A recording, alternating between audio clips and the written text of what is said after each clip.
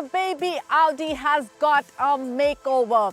This is the third generation of Audi Q3 and now it packs a lot more tech and a lot of design changes. Now Q3 is a very significant product in Audi India's portfolio. It used to get them big numbers. In fact, one of the reasons that Audi has lost market share in India is because Q3 became dated, owing to which it lost its sheen compared to its rivals like Mercedes-Benz GLA and BMW X1.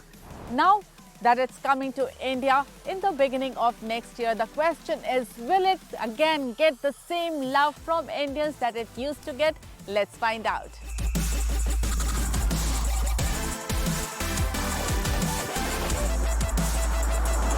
The third generation Audi Q3 is based on the Volkswagen Group's MQB Evo platform, shared with other Volkswagen Group vehicles like the Volkswagen Tiguan.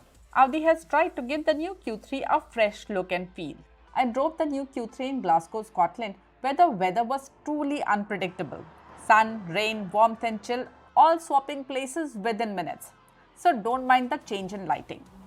The front looks completely fresh. The most prominent aspect is this dual setup of the headlamp. The headlamp unit sits below, DRLs on top, and you get a lot of option for the signature DRL. What I also like is the traditional treatment of the grille.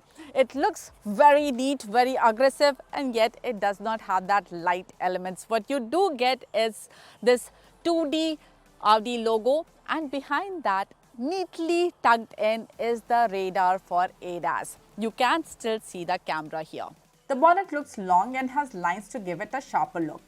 There's a lot of black on the bumper area, and that's because this one is the S-Line variant. Now Q3 is a compact SUV and it has been loved because of its compact size. In this new third generation version, the length has grown slightly longer by 4 centimeters, but the wheelbase and the space inside remains the same. There's a slight slope towards the rear, but we will get a sportback version as well, which will have a more coupe-ish design. The wheels here are 20 inches, but the base variant starts with 17 and India will probably get the 18-inch wheels. I really like the alloys on this unit and I hope Audi brings equally interesting designs to India this time. The rear features OLED tail lamp with multiple customizable signatures, all controllable from the cabin screen. A full-width light bar visually splits the rear in 2 halves while highlighting the Q3's width. The rear logo lights up and it looks absolutely stunning. Again, this one is S-Line, so you have a lot of black elements here, and this red with this black looks beautiful. The Q3 has always been a smart-looking SUV, and with its refreshed design elements, it is sure to grab attention once again. And there are big changes on the inside too. The third generation Q3 gets completely new interiors. We are driving the S-Line, so we have these very cool, sporty seats with red stitching in line with the S-Line's character. If you see the center console, there are barely any buttons here because most of the systems, including the gear lever, has now shifted here. I love the execution of this stock. This one column houses the gear selector on one side, while the other side has the controls for the wiper, lights and indicator function. But it's not as complicated as it sounds. It also frees up the center console area, making space for cup holders and cooled wireless charger. But the highlight is this curved display. 11.8-inch digital cockpit for the driver and 12.8-inch infotainment screen. And yes, the good news is that now you get wireless Apple CarPlay as well in the Audi. This is the first time, this is the first product where we will see Audi bringing in wireless Apple CarPlay for India. Q3's infotainment is powered by Android Automotive OS, allowing apps to be downloaded directly from the Audi App Store. It also features MMI navigation, Audi Sound, and an AI-powered voice assistant. This driver display is brilliant. It's clear, it has a lot of information and is customizable, and I love the clarity on this screen. You get your map projection here, and just look at the graphics, they are crisp and clear. You get a completely new design for the steering wheel, flat on the top, flat on the bottom with steering mounted controls, and a lot of control has now come in this area. This is Audi's interpretation of driver-centric interiors. I do appreciate the presence of few physical buttons. The dashboard is neatly laid out. There's this large metal insert on the dashboard. It has texture and it looks very nice and good to touch, but it does reflect sunlight.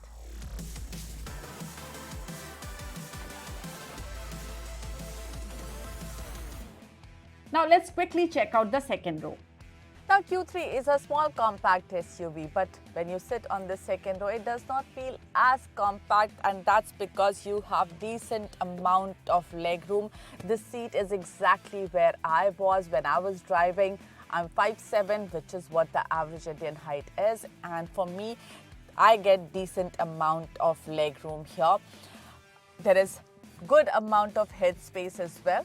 I think it will be interesting to see how much head space I get in the Sportback. Now, there is a large transmission tunnel here, making sure that only 2 people will sit comfortably on Q3's second row. You have dedicated AC vents for the rear seat, 2 charging points, but what stands out as an eyesore is this plastic here.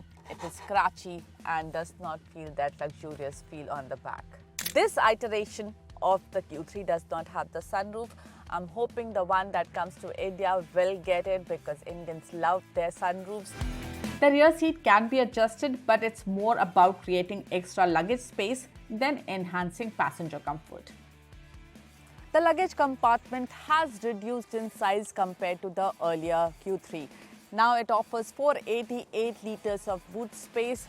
If you fold the second row, you get over 1200 liters, and there is enough space under the floorboard to keep your spare wheel. Finally, time to take the Q3 for a drive in Glasgow. The third generation Q3 will be offered with petrol, diesel and even a plug-in hybrid option.